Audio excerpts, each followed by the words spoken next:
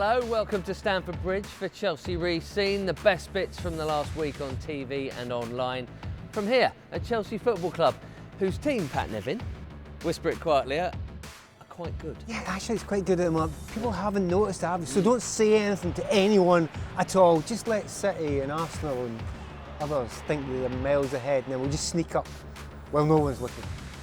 1 point, we're behind you. Right, let's get to a little bit of what's been going on then on TV and online over the past few days. Here are a few bits. From this guy, I expect to be new Drogba. Right, Nemanja. Right, Bego. Asmi, is that a snapshot of those guys at training? Are they quite fun? Those are the young guys, the troublemakers around the place. The troublemakers. Yeah, we have to keep a close eye on them.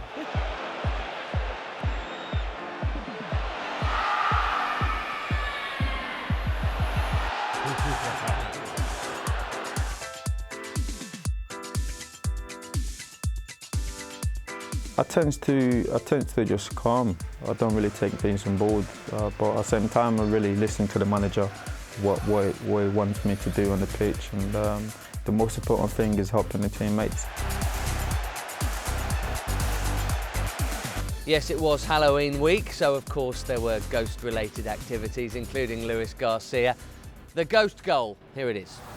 Here come Liverpool again, this is Gerrard. It's a useful flick to Barosh. Was he taken down? Garcia tries to put it in, they think it's over the line. And what's the referee given? He's given the goal. Liverpool in front after just 3.5 minutes. We'll never know if it actually went in, but yeah, Luis Garcia responded pretty quickly, Pat. He certainly did. He put a bit of effort in there, a bit of makeup on there. One thing that's very clear now, he's better looking now than he used to be. Right, also on Chelsea TV this week, Friday Night Live, the next instalment following Hazard and Courtois was Matic and Begovic, and they had a tough question regarding five-a-side. Who'd be the first person on your team sheet, aside from yourselves? Come on. Cesc Fabregas. Fabregas on your team? Eden Hazard. Awkward, I'd have thought, Pat, having to choose between teammates. Did it ever really happen at training grounds, and what would happen if and when it did? Happens all the time. The one guy who's generally never picked is the centre forward. They all get angry about it, every single one. I would actually go for David Luiz on my side because I suspect he would tackle you a few times and hurt you. He'd also pull out a few flicks and tricks, and given that they were such big basketball fans, Messrs Begovic and Matic, David had this for them. Bizarre and difficult and determined. It's a hard one to get, this one, and he's tried it quite a few times. He's got a few close ones. This one, is it going to go? Is it? No, it's not.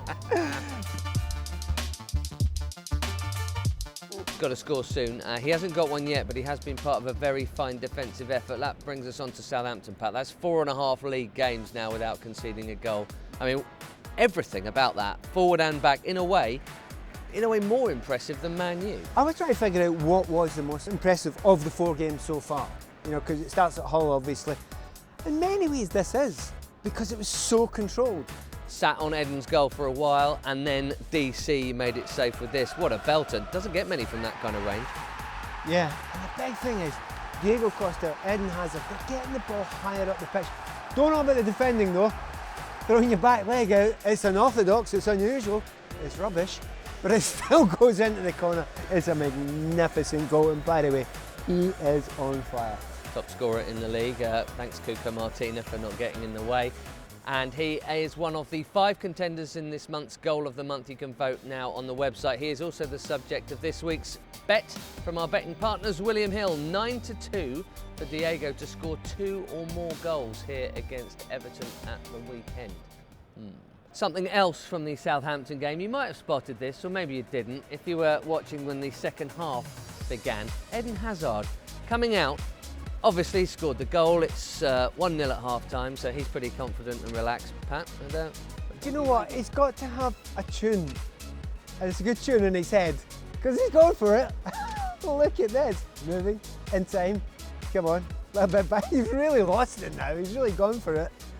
Do you know what? You can sit and watch that for ages. Do you think he's practiced it? I think he might have done. I don't think Oriol Romeu, though, has practiced this. Absolutely bizarre, having a great season, we wish him well, but what on earth happened there? Where's the sniper? Well, you're talking about the ghost goal, that's a ghost tackler. Obviously someone's taken him out from behind, but it is the invisible man. To the PL2, we had live coverage on Chelsea TV on Monday night. Everton, who were the league leaders, had just been deposed by Manchester City, playing Chelsea. 2 cracking goals. Pat, Chelsea in front. Dujon Sterling, how about this? What a hit, what a strike, but apparently he has been told that a lot of players have been working on taking the ball early strike. Well, we don't show many from the opposition in these games, but this is a piece of absolute Harry genius. Charsley take a bow, and that's how it finished, 1-1, and fair enough, 2 absolutely brilliant goals. Which brings us to Game of Loans.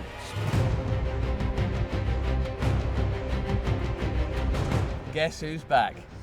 Tammy's back. Back again. Tell your friends. Scoring goals. Tammy Abraham, Again, he has done it yes. again. The drought is over. 4 whole games, and he didn't even start all of them.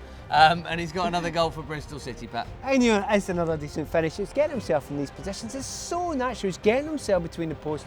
And by the way, as happy as he is, and as confident he is, and as controlled he is, I don't think you can say the same as the guy in the background. Falls over. This is Stuart. Gone. Look up again. Quickly, as he goes by Palmer.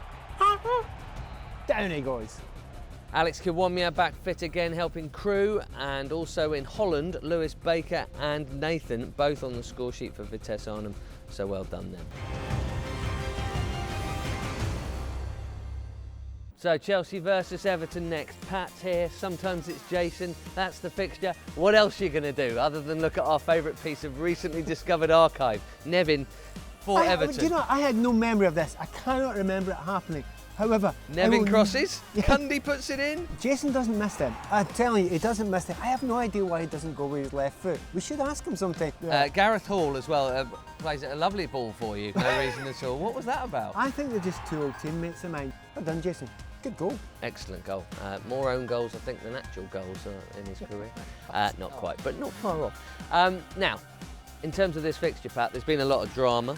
Last year, John Terry, 3-3, 98th minute, Everton with 2-0 up and 3-2 up. And before that, Willian with a winner on the way to the title in the last minute. They're all under the lights. We're having it again on Bonfire. You know, it's historically, it's always been one of those fixtures. And above everything else, and I hate talking about this cult of the managers all the time, but Koeman against Conte, I'm looking forward to that as well. Every week, you've got a good managerial matchup. This should be a cracker. Lots of goals, Pat just mentioned it there. Historically, Chelsea have scored more goals against Everton than any other opponent over the years. Here are a few Bonfire Night bangers.